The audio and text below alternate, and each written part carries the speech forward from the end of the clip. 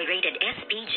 Striktong patnubay at gabay ng magulang ang kailangan. Maaaring may masiselang tema, lengguwahe, karahasan, sexual, horror o droga na hindi angkop sa mga...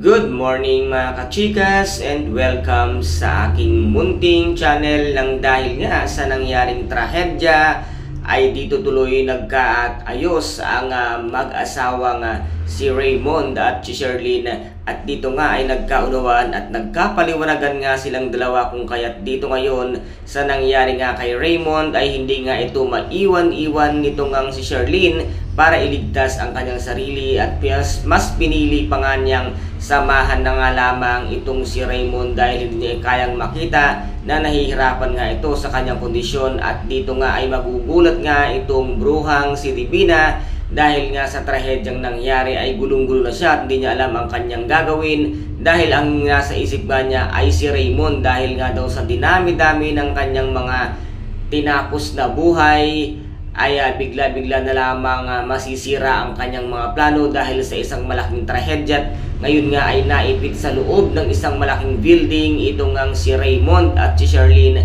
na ngayon nga ay nagkakaunawaan at nagkakaintindihan na kung kaya't dito nga ay walang magagawa ang bruhang si Divina kung hindi ang magnangawa at maghintay na nga lamang sa labas. At dito nga ay dumating itong si Attorney Adrian upang i-rescue nga itong si Sherlyn. Ngunit huli na nga ang lahat na kahit nga ano ang gawin nila ay wala na nga silang magagawa dahil itong si Raymond at si Sherlyn ay tuluyan na ngang nagkaayos at nagkabalikan ang kanilang relasyon. At dito nga ay makakasama pa nila itong si Princess, at dito nga ay naipit sa loob ng building sa malaking trahedya ang tunay na magpamilya, ang pamilya ng Cristobal, na wala ngang kalam-alam ang dalang mag-asawa na ito palang si Princess ang kanilang tunay na anak na nawawala, kung kaya't dito nga ay sinabihan nitong si Sherlyn na tumakas na nga itong si Princess at humanap na nga ito ng daan upang siya nga ay makalabas at makahingi ng tulong at masabi kung saan nga sila ngayon naroroon, habang itong si Divina naman ay kinakausap nga si attorney na makipagtulungan daw siya para tuluyan na